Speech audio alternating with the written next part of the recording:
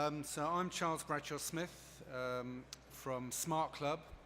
We are a business model innovation company. So I set up Smart Club because I worked in new energy and renewable energy tech for many, many years, and I had a eureka moment that it's not the technology that's the problem. You've seen it here, you'll have seen it before. There is some fantastic technology out there to help solve these problems. One of the roadblocks are the business models, how to create value in a sustainable way and share that fairly.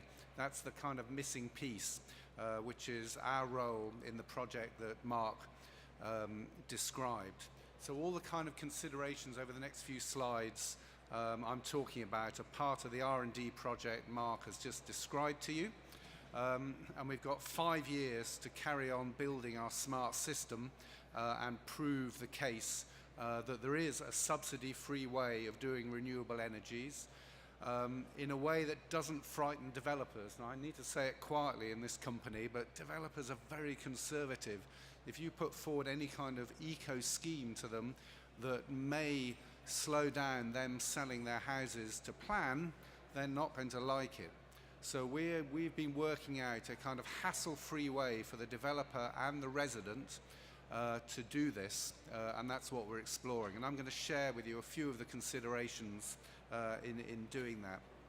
So our mission, I'm sure you've read it now, is to make it easy for people to save money and carbon.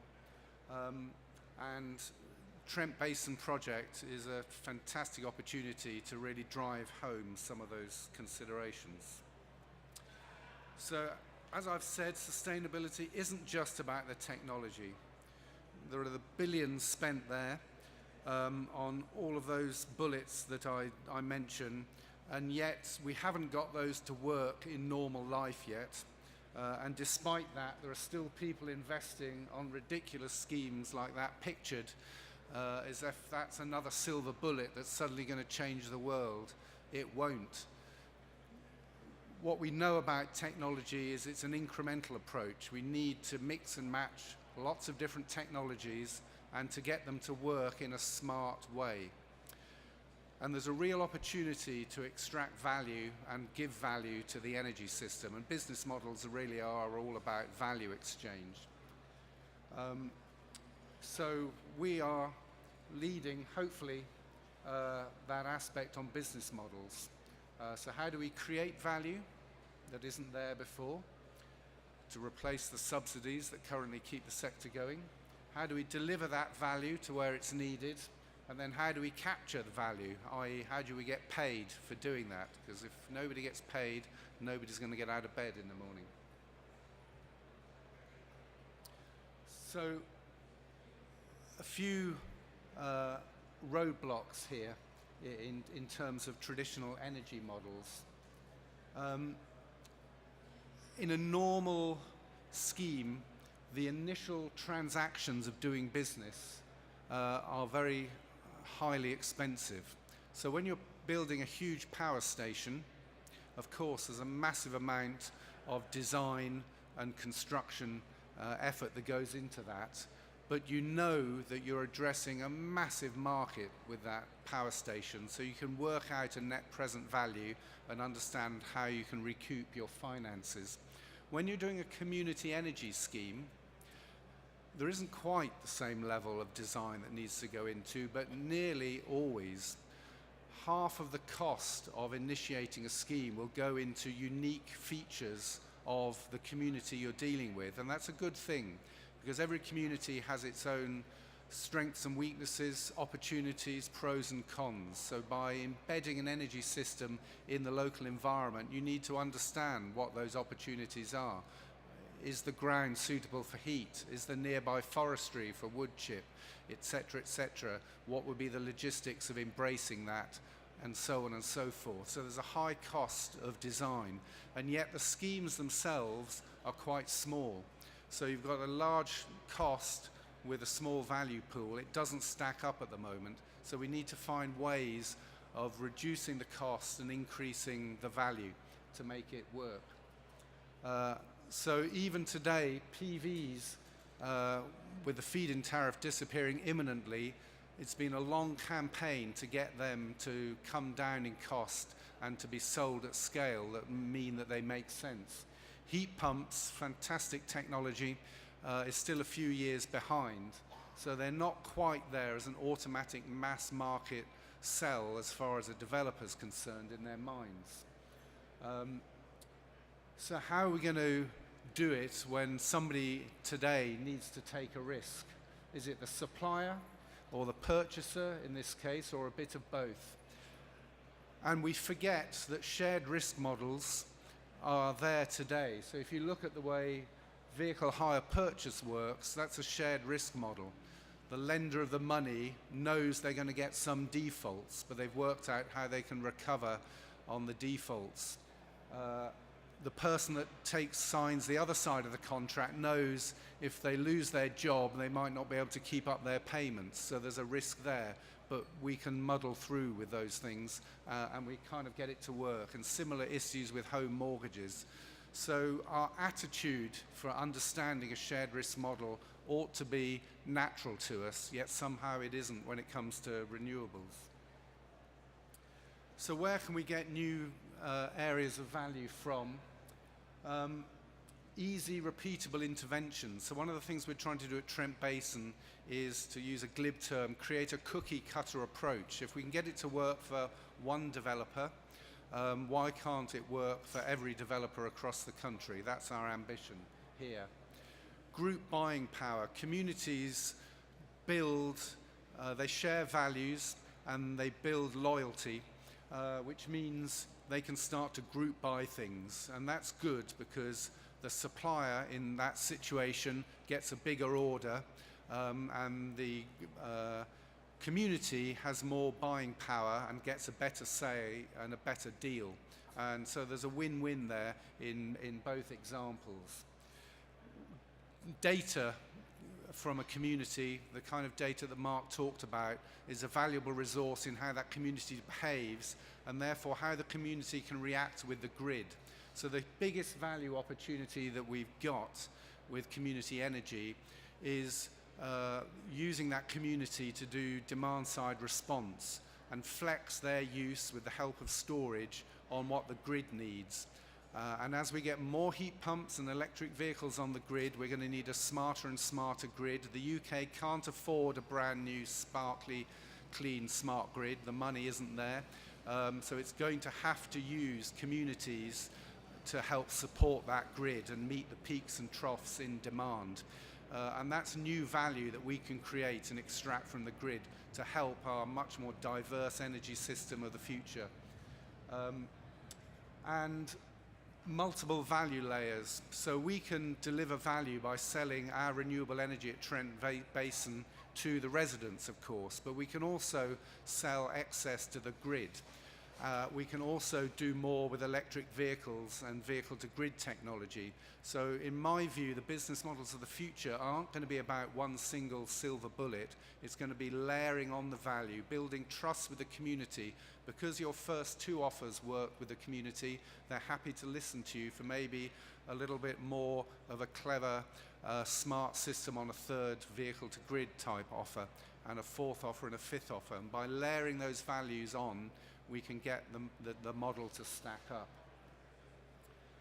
The key point, well, is to have trust from shared rewards. Emma talked about the fairness of community energy. You build that church with ordinary people, so we're not talking here about green eco specialists who are happy to sign a private wires deal for 25 years. We're talking about ordinary people who want to have a say, want to share the value, and so on and so forth. That has to be part of the conversation. We've had some very rewarding conversations with the Trent Basin residents about how they want to share the value and the surplus that the ESCO that we're now running creates.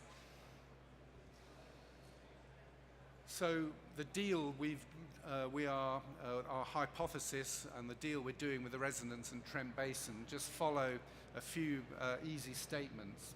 So we want to enable all future housing developments to embrace renewables and smart tech without the hassle for the homeowner or the developer. So we've got a community business model where the community has a say and shares in the value.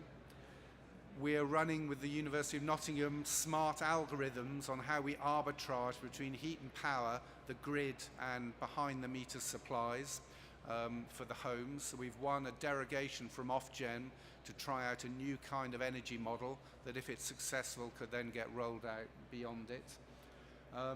And it's very much an extensible system. So some of the design effort that's gone into the data cloud that Mark described will allow other value models, this layering of value into it as well, and add it to the algorithm for arbitraging the energy system and creating new value. So to the residents, we say, in exchange for lending us your estates, so the roofs and gardens basically, we generate green power and heat while discounting your energy. So we can do that with economies of scale because everybody's signing up to it. The community help the target setting, prioritizing, are we going for pure carbon savings to maximize, or more financial savings, or maybe it's an element of localism in there as well. The journey that we're going on, so they help set the new ambitions of the ESCO as well. So electric vehicles is something they're very keen on. We've now got 4 electric vehicle users in, and we're installing vehicle to grid in the next 6 months as well. And we do things like customer service in a different way. Customer service has been a real big issue for energy service companies because it consumes a lot of cost and sometimes tips the black schemes into the red, which is obviously not a good thing. So it's suffered and been cut back from, which upsets the residents. So the deal we're doing here is we do everything. There's no call center, there's no manned office. We do everything over a smartphone app. But that has advantages. We have a perfect audit trail of everything that goes on. We can make everything open and transparent, and we stick to a 24-hour service level agreement in terms of getting back to the customers, and it has a voting app on it. So you don't need to be able to attend a community meeting to stick your hand up. You can vote remotely. Even when you sign up to the ESCO, your preferences are logged as part of the conditions of signing up. So if you never vote again, you've got some default preferences. We want everybody to join in, not just the people who've got time or who are available at 6:30 on a Wednesday when our community meetings tend to happen. And finally, members steer its future, invest and expand in its scope while protecting investors and residents. So we're building a model where we have a foundation investor, which is the university at the moment, who won the grant funding from ERA that Mark talked about. In the future, that could be any investor. But when the residents see the viability of the energy service company, we want to give them the ability to buy in at the same return rate as the foundation investor. And they can even buy out the investor if they want to and turn it into a completely community-owned scheme if they want to. And so that model has a fixed return for the financial investor, but a variable return for the community, and that's partly based on the success of optimizing the energy system and creating and selling that new value, and partly related to their energy behavior, how well they manage to save energy.